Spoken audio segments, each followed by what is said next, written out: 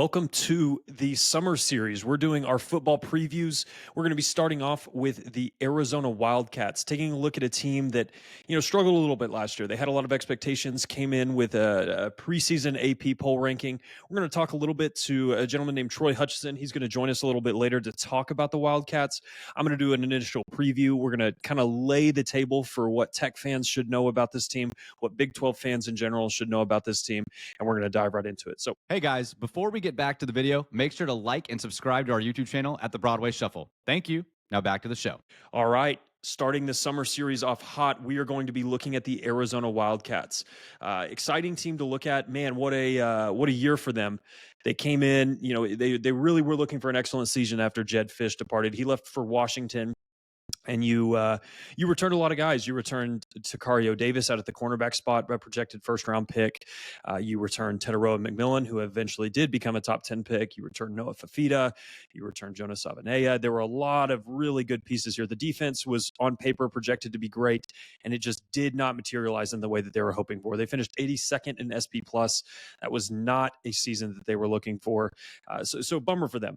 But what we'll look at now is kind of what did they lose? Who's coming back? What can we expect from this team? So big losses for me right away.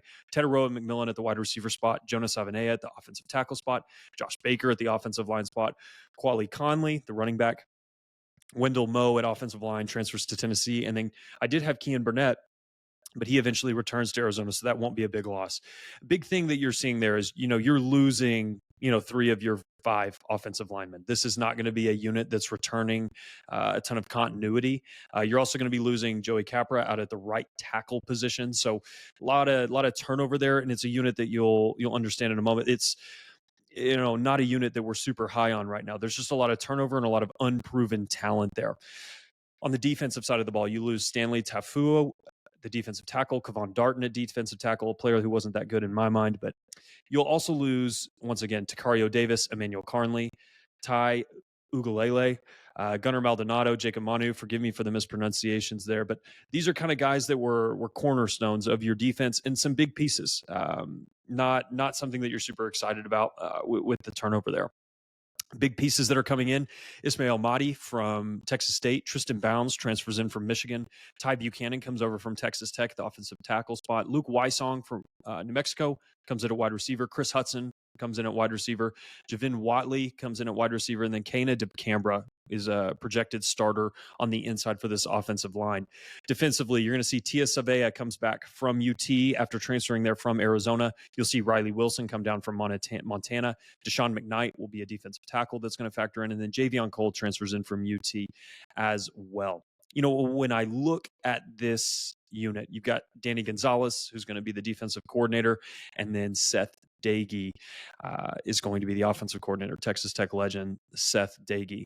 I look at some stuff here. It's, we'll get into it a little bit with Troy, but there's just a lot of uncertainty here. I think immediately people will talk about the quarterback with Fafita. Was last year the true form, or was it a regression? Was his, breakout campaign, was that the aberration, or is that his normalcy? And what was the scheme just really poor last year? I think you're really going to understand at the end of this year who the true Noah Fafita is. I tend to think he's a pretty good quarterback. I think it's a lot harder to get it done than it is to accidentally get it done. So look for him to have a bounce back season. That's kind of where a lot of the analysis is going to be. And then they're going to say you lost Tet McMillan. He had, or Teteroa, however you want to say it, he accounted for the vast majority of their receiving production. It's going to be a big loss for them, but hopefully they can be better in the aggregate. It doesn't always work that way, but maybe the scheme will be a little bit more conducive to that. I've got, this offensive line, I think, really is where there's going to be a ton of question marks. I think the skill position at wide receiver is fine. I think the running back room is fine. I think the QB room can even be fine. And I think the tight end room can be serviceable. That's probably the worst of the skill position rooms. And I've got it graded that way. But the offensive line is pretty much going to dictate how this offense goes. If they can pass block and if they can find some sort of way to get some running explosiveness, if they can be ahead of the chains, I think you're really going to see a big year from this unit. It's just really going to come down to what do they do here.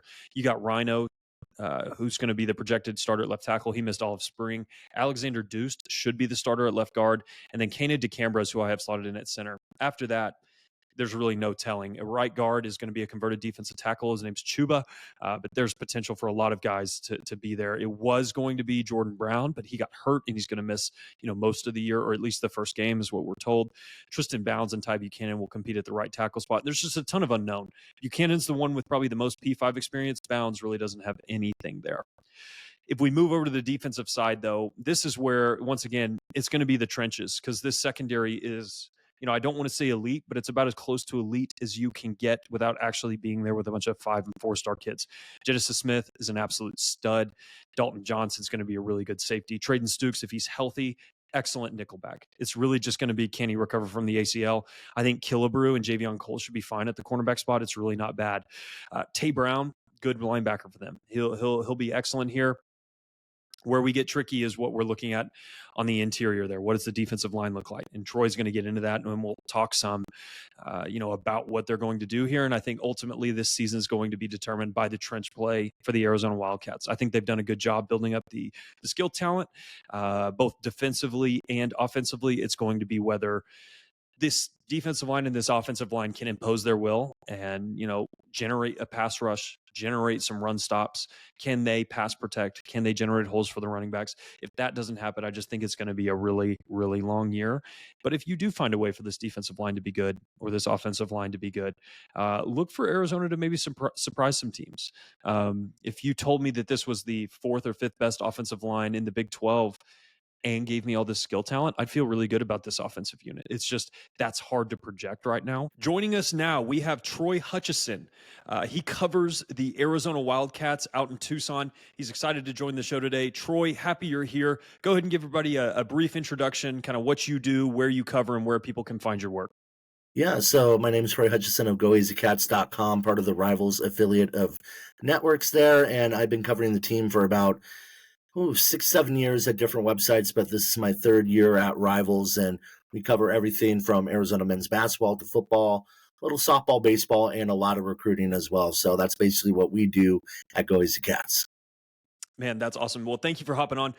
Topic today is obviously the Arizona Wildcats and their outlook in 2025. But I think, important to set the table on what the Arizona Wildcats are coming off of. We had a year where Arizona was projected to do pretty well last year. There was a lot of hype after Fafita's breakout campaign. You had Tet McMillan really emerge onto the scene as a national star.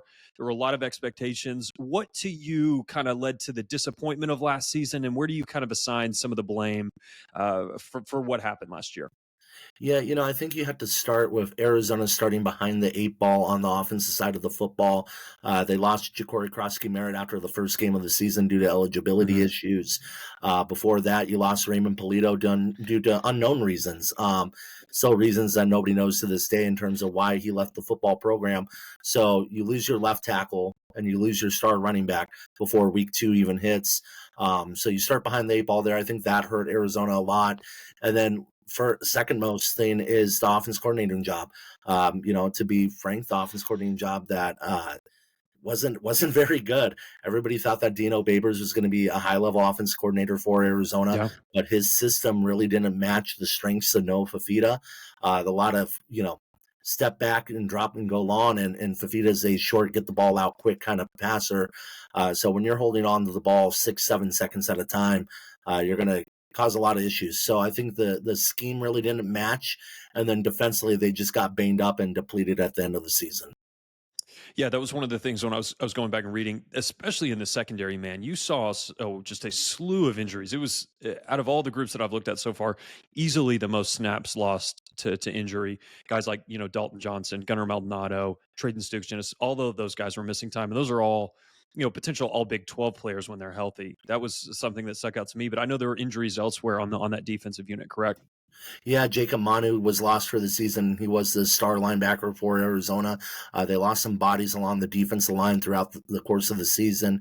So when you're playing walk-ons and guys that you weren't expected to be playing, and you stay in a base of a 4-2-5, which Joanna Kina is known for, it hurts. You got to mix stuff up, and they just weren't able to adapt with the injuries.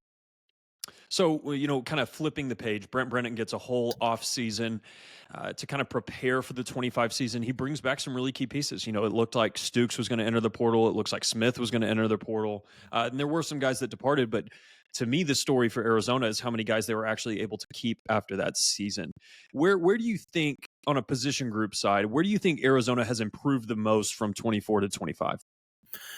I think the offensive line has improved a lot, but it's still a group that is missing bodies, and we'll see what they can do next season. And then the receiving core, even though you lose Tetero McMillan, the depth of the receiving core is a lot stronger than last year, because after T-Mac, it just wasn't a lot of catches out there. Wasn't a lot of experience out there. Chris Hunter stepped up late, but it was a one-man show. So now you look, you have Javion Watley, you have Chris Hutchison, you have Luke Wyson, along with others. This receiving core may not have that top guy, but it's deeper 1 through 6.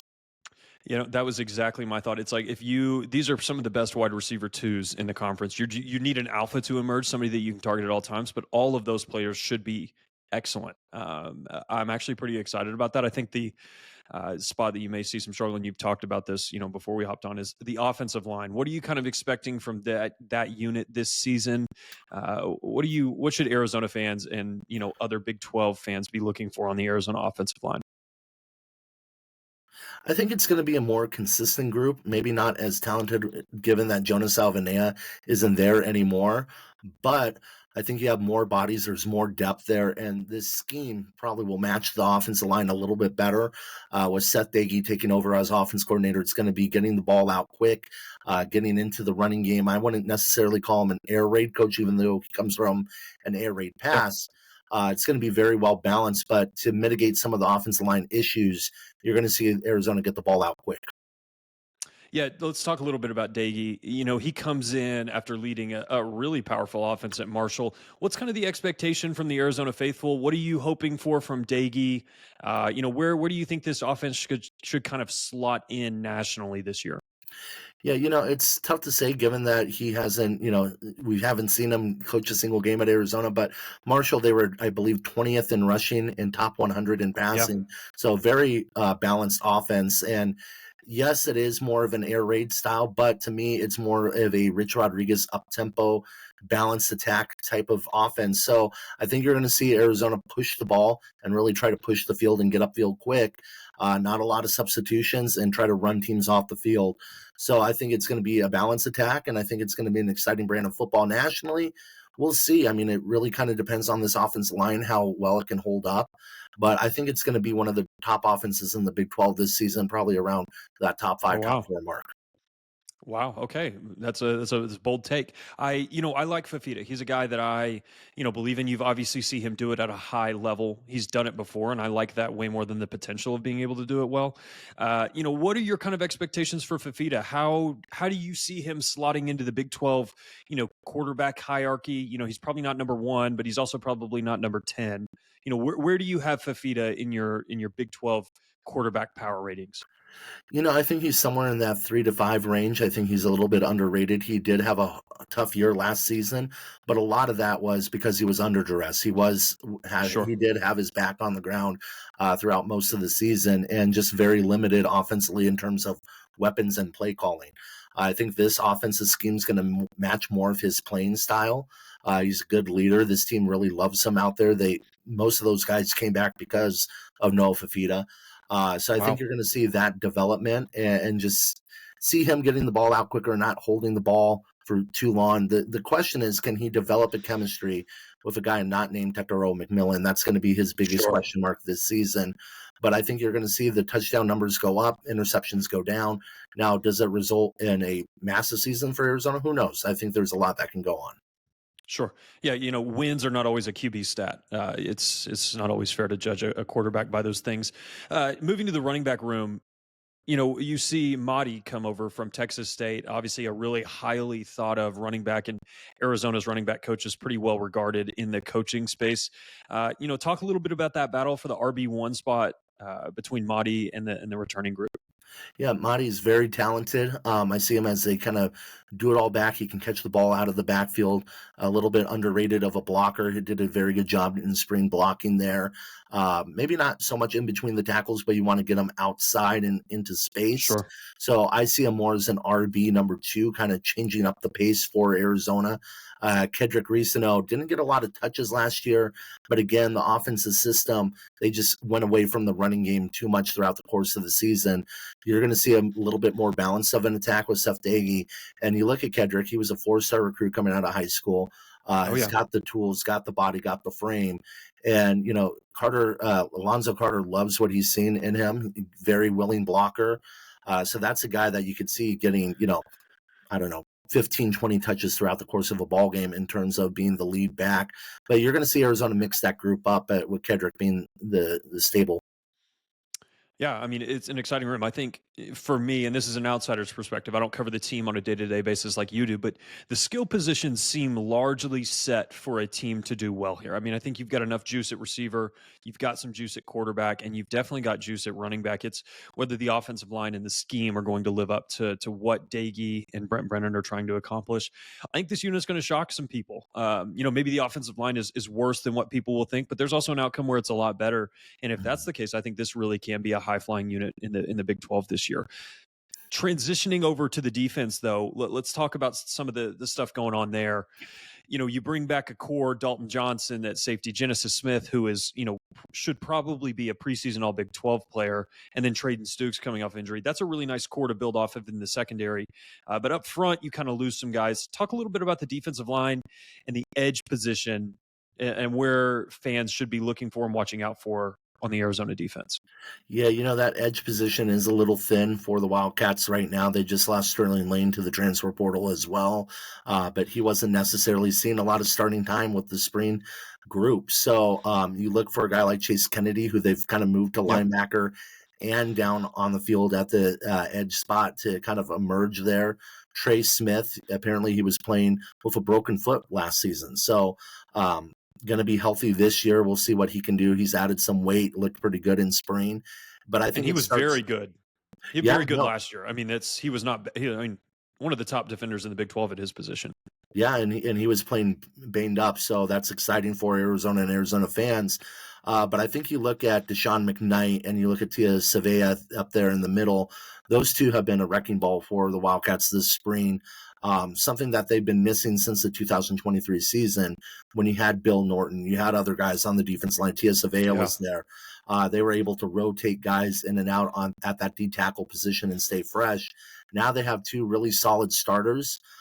Can they build depth from behind? We'll see, but at least they have a groundwork to lay. Yeah, and Bear Anderson's another guy that I don't think and you wouldn't say this, he's not projected to start, but I liked him at Memphis. I know he missed all of last year most of last year with an injury. He's a guy whose film I kind of enjoyed, and I think he has some talent and maybe some potential there. But yeah, interesting. So if we go to the cornerback spot, Javion Cole comes in from Texas. That's who I have projected starting, and then Marquise Killebrew. Your thoughts on that cornerback unit? Do you project it as a strength? What are your overall thoughts there? In spring, they had some moments where they looked great, but they also had some moments where the offense kind of torched them at times. But Marquise Killebrew looks to be like that cornerback number one. You see why he was a highly rated recruit coming out of high school. He's got the frame, he's got the body, isn't afraid to get physical. So I see him as being Arizona's top corner. And Cole, he had previous experience with Brennan at San Jose State, so he understands kind of what he is as a head coach. It's somebody that they tried to bring in originally, but he went to Texas, and now he's back with Brennan at Arizona, and they have a very good group to work with there. But we'll see what they do. I mean, injuries are going to play obviously a huge role, and we'll also see how healthy Stukes is recovering from another ACL injury. So that's, two significant injuries throughout his playing career. Yeah. But if he could stay healthy, Arizona's got a special group at that corner position. Yeah, absolutely. And, you bring up Trayden Stukes. We'll talk about that back line a little bit. Tay Brown is a guy that emerged last year at the linebacker position, but you also bring in kind of some interesting guys, Riley Wilson and Max Harris. Those are two dudes you think are duking it out for that other linebacker position. Yeah, Riley Wilson's had his moments and he's been able to get into the backfield. I could see them playing him at the linebacker position and maybe, just moving him around the edge off the ground and seeing what he could do as a rusher as well. Max Harris, very solid player out of Texas State, along with, the running back as well. So they have a connection there. Is used to success. The Bobcats have been very good over the last several years, and he's been a big reason why. So just a very high IQ football player that brings a lot of experience to Tucson. Man, that's exciting. And, I started with it, and I guess we'll end with it on the defensive side here. Dalton Johnson and Genesis Smith are both back manning the safety positions. For my money, it's probably the best safety unit in the Big 12. Maybe there's a couple other rooms that have a case. Your thoughts on that room? I mean, it should be the strength of the defense, right?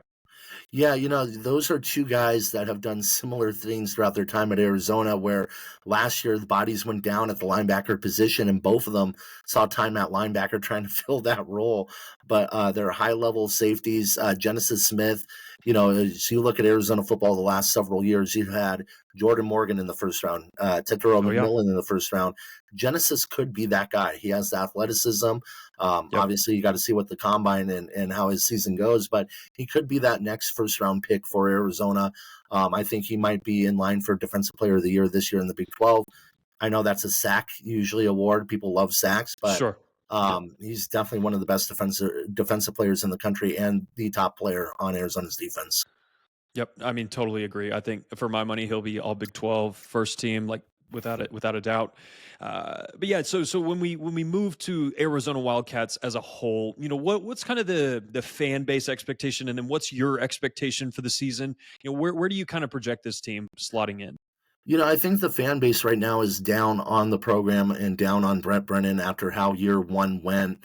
You kind of had here's the Cadillac, don't crash it issue Mm-hmm. there. I don't know if that's fair to Brett Brennan or not, but you did make the coaching hires and you've revamped your coaching staff. So this is round two with a lot of new faces on the coaching staff. And did you get those hires right?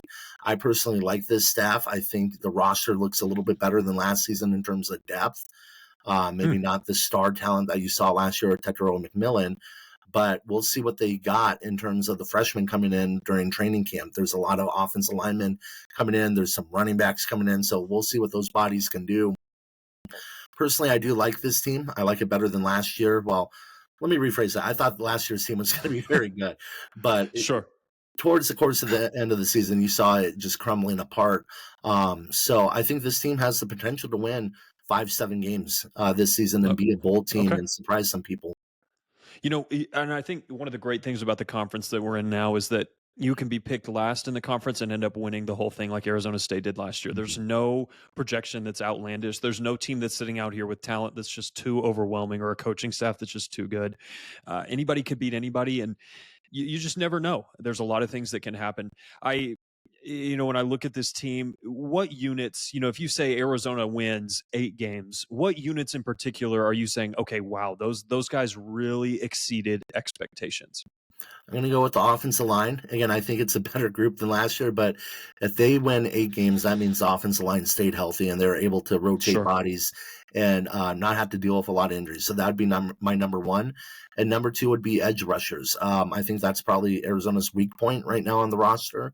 But if they can find consistent pressure, whether it be from linebackers, from safeties, and mixing up defenses, I think that'll go well for the Wildcats, but they got to find a consistent blitz. Sure. A couple other questions that I have, and then I'll let you get out of here. Few players flying under the radar right now, maybe guys that don't have national prominence or that guys that are looking at rosters may not think about. Who are some guys that impressed you at spring camp that you're thinking, okay, maybe they have a chance to crack the 2 deep or even push for a starting role? Yeah, so I look at the 2 receivers on this Arizona roster in terms of Brandon Phillips. Reminds me of more of an Eric Decker type of receiver, big body, will get the ball.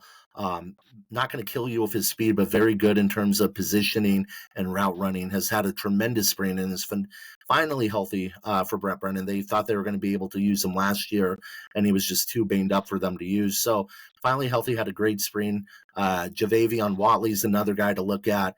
I know the tape at Chattanooga was impressive, but you never know how it's going to translate to the Power 5 level or Power 4 level in this case. And he's looked every bit the part. The speed's impressive. His route running's impressive. He doesn't drop the ball. I think he had 2 drops all of spring. So just seeing if he can make that connection with Noah Fafita is going to be critical. And then lastly, I look at Max Hazard. Not Max Hazard. Sorry about that. Max Harris. Okay. Yeah. Max Harris. We'll see what he can do. I think he's, again, a high-level linebacker for Arizona, brings experience. If he can be that stunning force at the linebacker position and allow Riley Wilson to play all over the field, being the edge or being the third linebacker, I think that will help Arizona in the long run. Okay, man, that's great. Troy, we thank you so much for your time. Before we let you get out of here, one final question. Brent Brennan, how long do you have Brent Brennan being the head coach of the Arizona Wildcats? Do you see this being a 5, 7, 10-year thing? What is your take on the state of the program and where you kind of believe things are heading? I think Brennan is kind of the complete opposite of Jed Fish when you look at a guy that had 14 jobs in 15 years or whatever the number was for Jed. Wow. Brennan is a guy that, yes, went to UCLA for school, but coached underneath Dick Tomey at Arizona and had a brother that played for Dick Tomey at Arizona. He is very Arizona-esque. He loves Tucson. He loves the city. It depends on this season. If you could get that 5-7 win, I think you're in a good position, and he'll be here for the next 10, 15 years if the record allows him to.